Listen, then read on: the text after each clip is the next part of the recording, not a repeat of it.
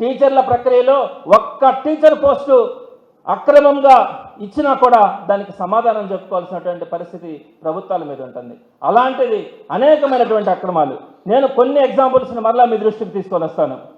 ఒక ఉద్యోగి అతని నెంబర్ 13069 జనరల్గా స్పోర్ట్స్ సర్టిఫికేట్స్ పెట్టేటప్పుడు ఎలా పెట్టాలంటే ఒక హైయెస్ట్ సర్టిఫికేట్ పెడతారు, ఒక బ్యాకప్ సర్టిఫికేట్ పెడతారు. హైయెస్ట్ సర్టిఫికేట్ అంటే మీకు అర్థమయ్యేదానికి చెప్తాను. ఇంటర్మీడియట్ డిగ్రీలో నేను ఫెయిల్ అయినాను అన్నది హైయెస్ట్ సర్టిఫికేట్ అనుకోండి. ఫెయిల్ అయినానా పాస్ అయినానా ఒక హైయెస్ట్ అచీవ్మెంట్. మరి నువ్వు ఇంటర్ డిగ్రీ చదివి ఫెయిల్ అయినాను అన్నాను అనుకోండి, అది హైయెస్ట్ అచీవ్మెంట్ అన్నాను అనుకోండి. దానికి బ్యాకప్ పెట్టమంటారు. బ్యాకప్ అంటే నేను ఇంటర్మీడియట్ పాస్ అయి ఉండాలి. ఇంటర్మీడియట్ పాస్ అయి ఉంటే డిగ్రీలో ఫెయిలో పాస్ ఏదో ఒకటి జరుగుతుంది.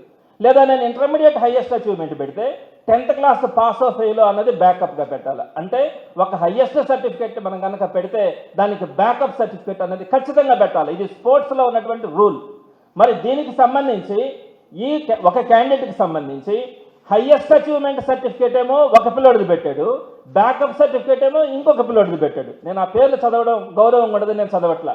హైయెస్ట్ అచీవ్మెంట్ సర్టిఫికేట్ ఒక పిల్లోడిది, బ్యాకప్ సర్టిఫికేట్ ఇంకొక పిల్లోడిది. ఇచ్చేసరి జాబ్.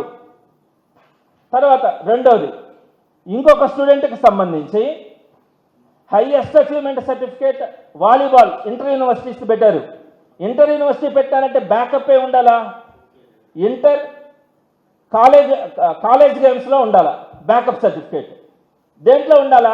ఆ కన్సర్న్లోనే ఉండాలా. అంటే వాలీబాల్లో నేను ఇంటర్ యూనివర్సిటీస్ ఆడడమో గెలవడమో ఏదో ఒకటి జరిగింది అనుకోండి, దానికి బ్యాకప్ ఏముండాలా? ఇంటర్ కాలేజ్ గేమ్స్లో నేను క్వాలిఫై అయ్యి ఉండాలా అదే గేమ్లో. కానీ ఇక్కడ ఏంటి, వాలీబాల్ వచ్చి హైయెస్ట్ అచీవ్మెంట్ పెట్టారు, బ్యాకప్కి వచ్చేటప్పటికి కబడ్డీ గేమ్ని పెట్టారు. కబడ్డీ గేమ్ని బ్యాకప్ పెట్టుకొని హైయెస్ట్ అచీవ్మెంట్గా ఇంటర్ యూనివర్సిటీ గేమ్స్లో వాలీబాల్ ఎట్లా పార్టిసిపేట్ చేస్తారు? తప్పు కాదా? మోసం కాదా? రెండు వేరు గేమ్స్. హైయెస్ట్ అంటే నేను ఎంబీబీఎస్ చదివాను అన్నారనుకోండి, బ్యాకప్ ఏంటి? ఇంటర్మీడియట్ బైపీసీ పెట్టాలా? అటు కాకుండా ఇంటర్మీడియట్ బైపీసీ కాకుండా నేను ఇంటర్మీడియట్ సిఈసీ పెట్టాను అనుకోండి, వేరే అకాడమిక్ క్వాలిఫికేషన్. తప్పు కాదా అది? హైయెస్ట్ అచీవ్మెంట్ వాలీబాల్ పెట్టి బ్యాకప్కి వచ్చేటప్పుడు కబడ్డీ ఎట్లా పెడతారు? ఇది మోసం కదా? అదేవిధంగా ఒకే గేమ్లో ఆయనకి థర్డ్ ప్రైజ్ వచ్చింది అనుకోండి, దాంట్లోనే పార్టిసిపేట్ చేసినట్టుగా బ్యాకప్ సర్టిఫికేట్. ఒకే గేమ్ 2 సర్టిఫికేట్స్ ఇవ్వకూడదు. గెలిచినారనుకోండి మెరిట్ సర్టిఫికేట్ ఇవ్వాలా, లేదనుకోండి పార్టిసిపేట్ సర్టిఫికేట్ ఇవ్వాలా. ఒకే గేమ్లో మెరిట్ సర్టిఫికేట్ పార్టిసిపేట్ సర్టిఫికేట్ తీసుకొని దాన్నే హైయెస్ట్ అచీవ్మెంట్, దాన్నే బ్యాకప్ పెట్టారు. ఇది మోసం కాదా? ప్రతిదీ కూడా. అదేవిధంగా ఫ్యాబ్రికేటెడ్ సర్టిఫికేట్స్ పెట్టారు. దీని మీద కూడా మేము రిటర్న్గా ఇచ్చాం. అదేవిధంగా హైయెస్ట్ అచీవ్మెంట్ 2012లో జరిగింది. హైయెస్ట్ అచీవ్మెంట్ 2012లో జరిగితే బ్యాకప్ ఎప్పుడు జరగాల? దానికి ఒక 6 నెలల్లో సంవత్సరం ముందే జరగాల. కానీ బ్యాకప్ 2013లో జరిగినట్టుగా సర్టిఫికేట్ పెట్టారు.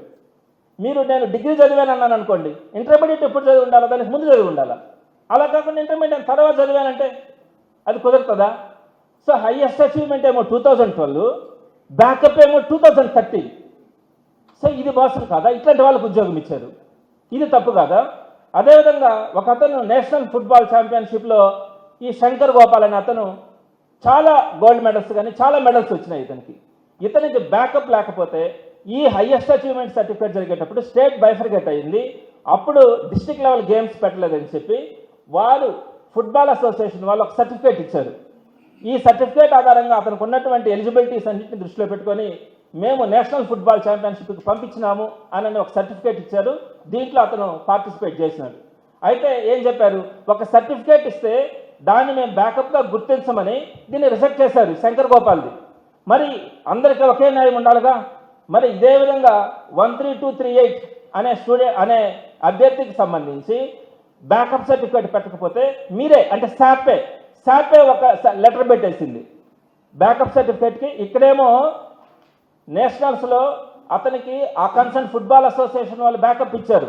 బ్యాకప్ అంటే ఆ సంవత్సరం జరగలేదు స్టేట్ బైఫర్కేషన్ వల్ల అని దీన్ని రిజెక్ట్ చేశావు. మరి ఇంకొక స్టూడెంట్కి వచ్చేటప్పటికి బ్యాకప్ లేకపోతే వీళ్ళు కూడా నేషనల్ వాలీబాల్ ఛాంపియన్షిప్లో పార్టిసిపెంటే. మరి ఇక్కడికి వచ్చేటప్పటికి బ్యాకప్ లేకపోతే వీళ్ళకి శాపే ఒక లెటర్ ఇచ్చేసింది. ఇచ్చి బ్యాకప్గా దాన్ని పెట్టి ఉద్యోగం ఇచ్చేసింది.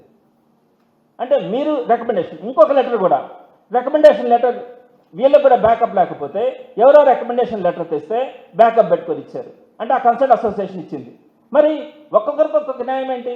ఎంతమందిని మీరు ఈ విధంగా బ్యాకప్ సరిగ్గా లేదని మీరు అన్యాయంగా పక్కన పెట్టారో మరి మీరు చేసినటువంటి అక్రమాలు ఏంటి? ఇవన్నీ అక్రమాలు కాదా? అదేవిధంగా జూనియర్ లెవెల్ గేమ్స్ని కన్సిడర్ చేయకూడదు ఉద్యోగాలుగా అని అన్నారు. జూనియర్ లెవెల్స్ అంటే ఏంటి? స్కూల్ లెవెల్లో జరిగినటువంటి గేమ్స్. మరి ఈ స్టూడెంట్ 000991 ఈ స్టూడెంట్కి సంబంధించి స్కూల్ లెవెల్లో జరిగినటువంటి గేమ్ని మీరు ఒక సర్టిఫికెట్గా తీసుకొని వారికి ఉద్యోగాలు ఇచ్చారు. ఇదే ప్రాసెస్లో కనుక ఉద్యోగాలు ఇస్తే ఇంకొక 400 మందికి ఉద్యోగాలు ఇవ్వాలి. జూనియర్ లెవెల్ గేమ్స్ని కనుక మీరు కన్సిడర్ చేస్తుంటే